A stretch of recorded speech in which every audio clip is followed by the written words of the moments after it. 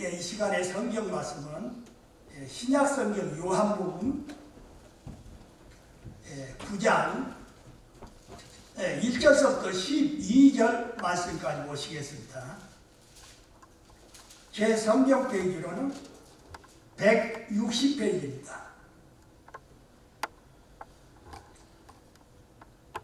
예, 9장 1절서부터 12절까지 저와 우리 성도님들과 함께 읽어가시도록 하시겠습니다. 다 같이 시작. 예수께서 길을 가실 때 날 때부터 맹인된 사람을 보신지라. 제자들이 물어 이르되 라삐여, 이 사람이 맹인으로 난 것이 누구의 죄로 인함이니까? 자기이니까 그의 부모이니까? 예수께서 대답하시되 이 사람이나 그의 부모의 죄로 인한 것이 아니라 그에게서 하나님의 하시는 일을 나타내고자 하심이라.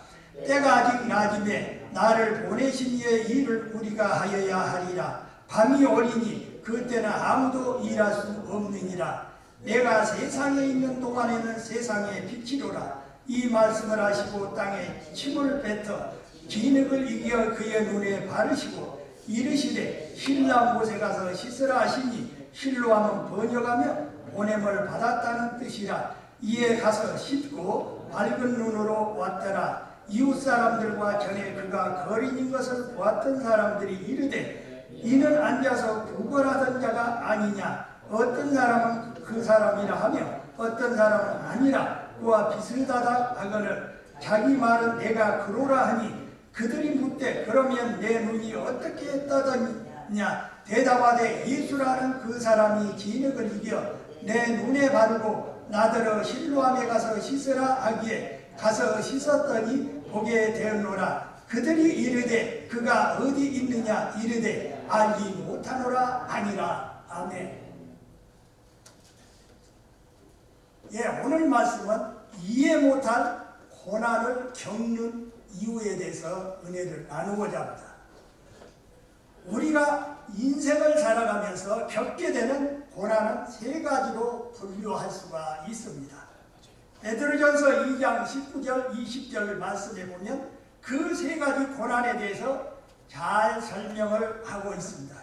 첫째, 아무 근거도 없이 모호하게 받는 고난이 있습니다.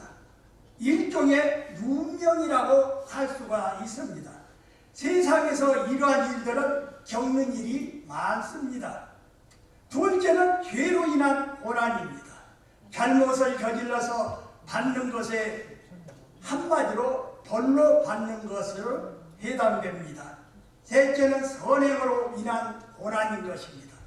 남에게 선행을 베풀었다가 결과적으로는 자신이 많은 손해를 보는 경우가 있다는 것입니다. 우리 예수님께서 받으신 고난은 세 번째에 해당하는 경우입니다. 예수님은 선을 행하시다가 고난을 받으신 것은 우리는 주로 받으셨지만은 우리는 주로 두 번째 잘못으로 인해 받는 경우가 대부분 많을 것입니다. 그런데 오늘 본문 말씀에서 예수님은 아무 잘못도 없이 억울하게 고난을 받고 있는 사람을 직접 만나 주십니다. 1절의 말씀입니다. 예수께서 길 가실 때 날 때부터 소경된 사람을 보신지라. 예수님 당시에 시각장애인들이 많았습니다. 성경에는 성전의 미문, 즉 사람들이 많이 모이는 장소에서 이 구걸하는 그 모습들을 볼 수가 있습니다. 거기서 예수님이 날 때부터 소경된 이 사람을 만나 주십니다. 그 사람은 자기의 잘못으로 소경이 된 게 아니라 선택의 여지도 없이 태어날 때부터 앞을 보지 못한 것입니다. 본문에 등장하는 이 태어날 때부터 소경된 사람은 누구를 원망을 해야 할까요?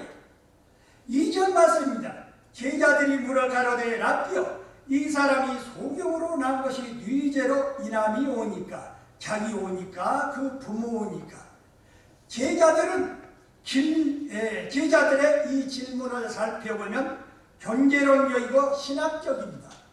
좀 더 자세히 살펴보면 매우 현실적인 것입니다.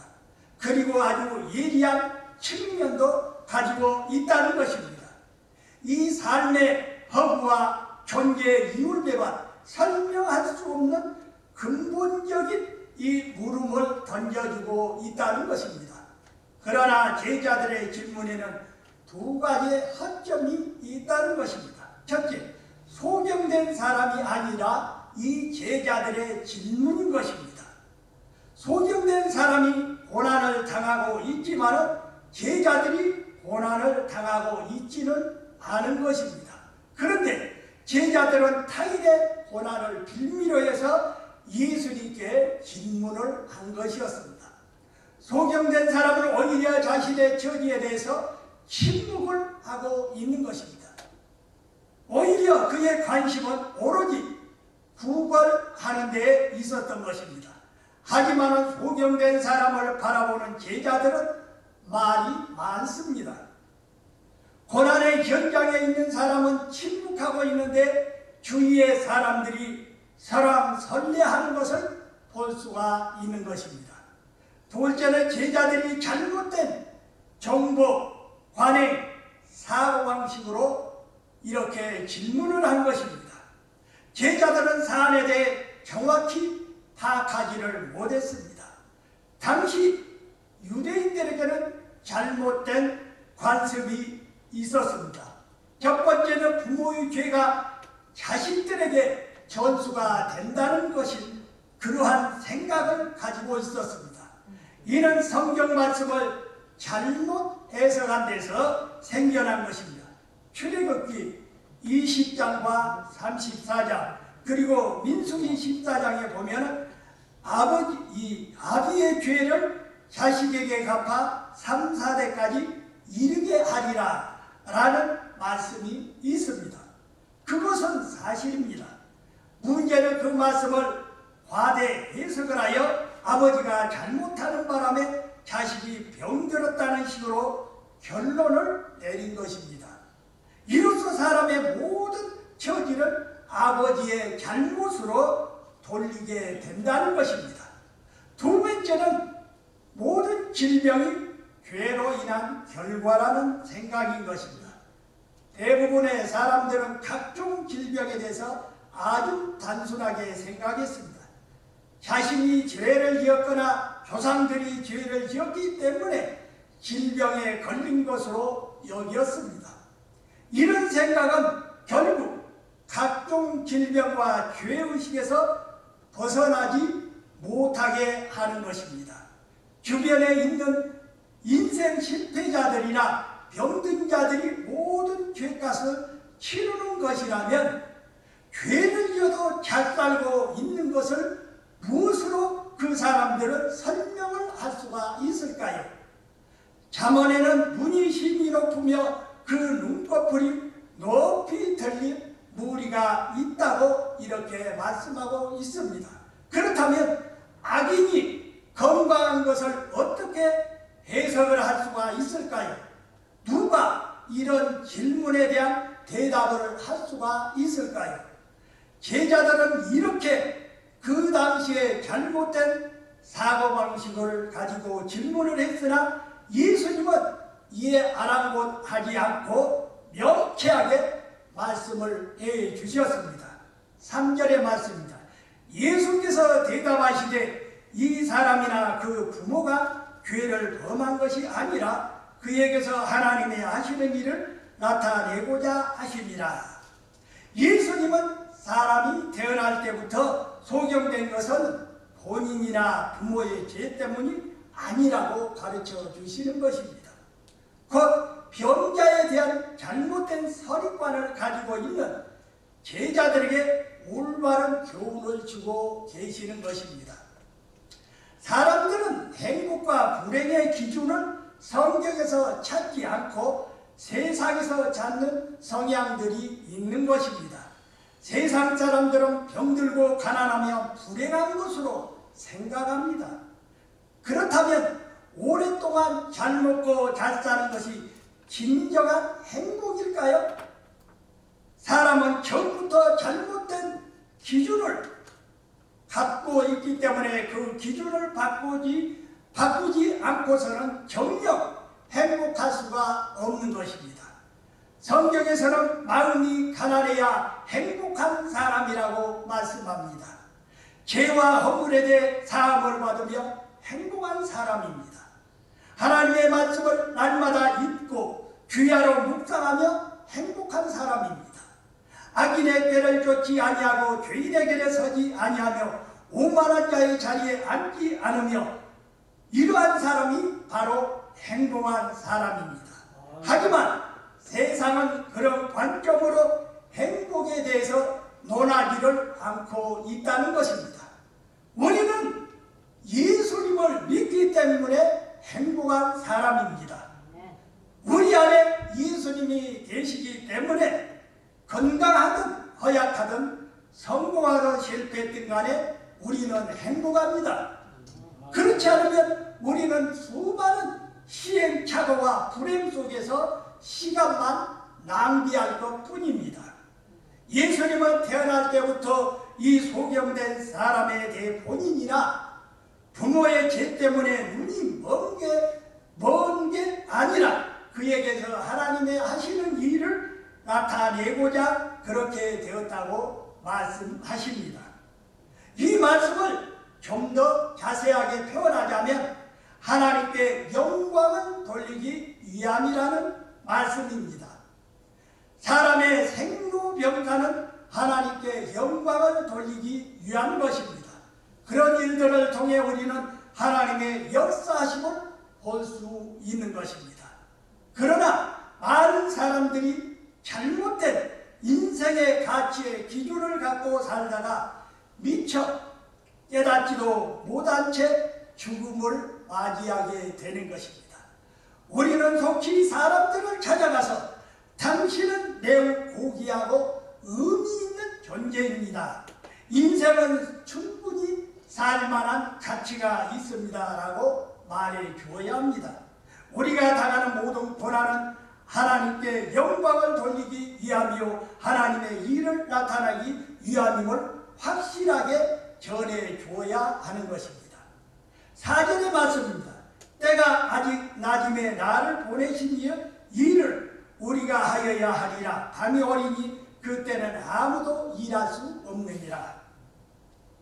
이 말씀에서 우리는 이 두 가지의 메시지를 발견할 수가 있습니다. 첫 번째는 예수님의 사명을 정의하는 것입니다. 예수님의 생은 하나님께로부터 보내심을 입고서 세상에 오셔서 사명을 완성을 하시는 것입니다. 우리가 이 세상에 존재하는 이유는 무엇일까요? 이 질문에 대해 우리는 아직도 해답을 찾지 못하고 있습니다. 그러나 예수님이 이 땅에 오신 목적은 분명했습니다. 자신을 이 땅에 보내신 하나님의 일을 하는 것이었습니다. 하나님의 일이 존재의 이유이고 사명인 것입니다. 이와 마찬가지로 우리는 주님의 일을 이루기 위해 무덤에 들어가는 날까지 최선을 다해야 합니다. 예수님은 하나님의 영광 인류의 죄사함을 위해서 십자가를 지는 일에 무섭도록 집중을 하셨습니다. 병자들을 치유하고 죄인들의 친구가 되며 절망에 빠진 사람들에게 소망을 주고 종교 지도자들의 위선들을 벗겨주셨습니다. 그런 일들을 볼 때 예수님의 33년의 생애는 너무나도 짧은 것으로 보이는 것입니다. 사도 바울이 전도 여행을 하면서 걸어 다녔던 거리가 약 2만 킬로나 된다고 합니다. 인생의 한순간도 허비하지 않고 온 힘을 다해서 그는 열심히 자기의 일을, 자기의 사명을 했던 사람입니다. 인생의 목표가 분명한 사람은 삶에서 방황하지 않은 것입니다. 두 번째는 밤이 되면 일할 수 없다는 것입니다. 예수님은 인간의 삶에 대한 긴박성을 알고 계시는 것입니다. 사람은 밤에 일을 할 수 없기 때문에 밝을 때 하던 일을 끝내라고 말씀을 하십니다. 이런 영적인 긴박성을 모든 그리스도인들은 가지고 있어야 하는 것입니다. 다음과 같은 이 말씀 앞에서 성 어거스틴은 그 속에서 깨어났던 사실을 우리는 너무나 잘 알고 있습니다. 그 말씀이 로마서 13장 11절에서부터 14절에 또한 너희가 이 시기를 알거니와 자다가 깰 때 벌써 되었으니 이는 이제 우리의 구원이 처음 믿은 때보다 가까웠음이니라. 밤이 깊고나지 가까웠으니 그러므로 우리가 어둠의 일을 벗고 빛의 갑옷을 입자. 낮에와 같이 단정히 행하고 방탕과 술 취하지 말며 음란과 호색하지 말며 쟁투와 시기하지 말고 오직 주 예수 그리스도로 옷 입고 정욕을 위하여 육신의 일을 도모하지 말라라고 경고하고 있습니다.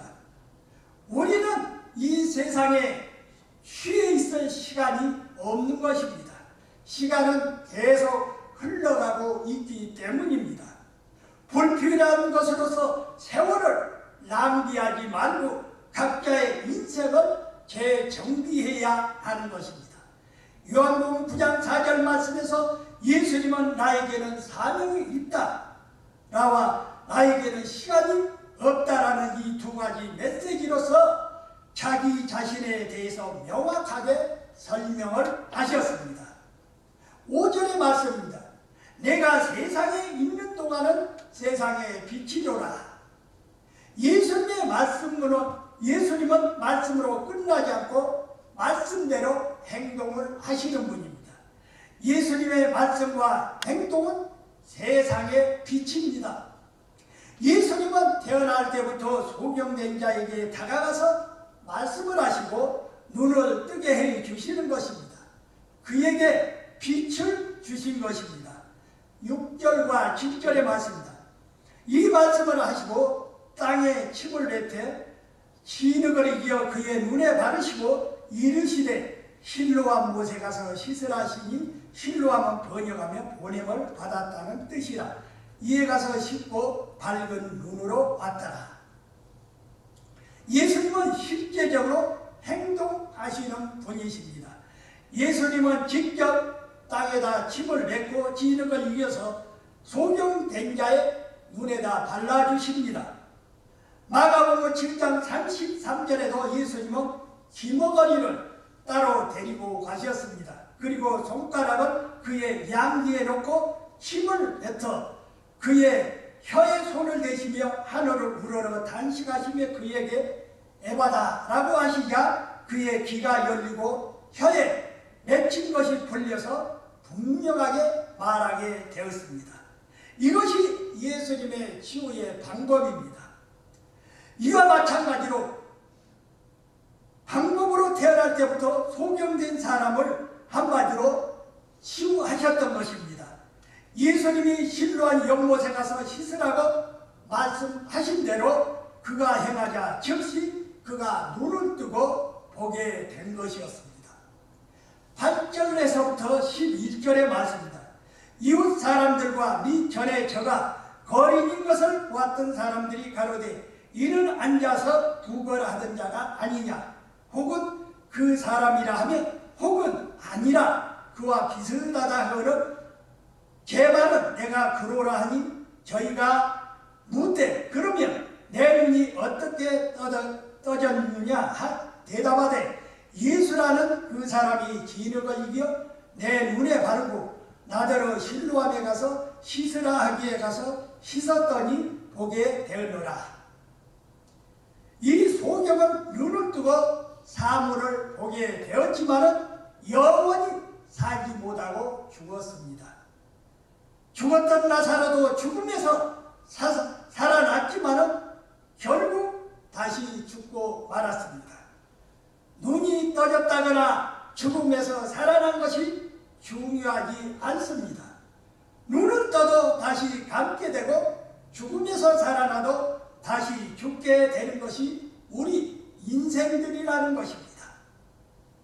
곧 하나님께서 우리 인생에 개입하신다는 것입니다. 우리에게 주어진 모든 사건들이 하나님의 일을 드러내기 위한 것이 되기를 소망합니다. 우리 인생 자체가 하나님을 증거하고 하나님께 영광을 돌려드리는 것이 되기를 우리는 갈망합니다.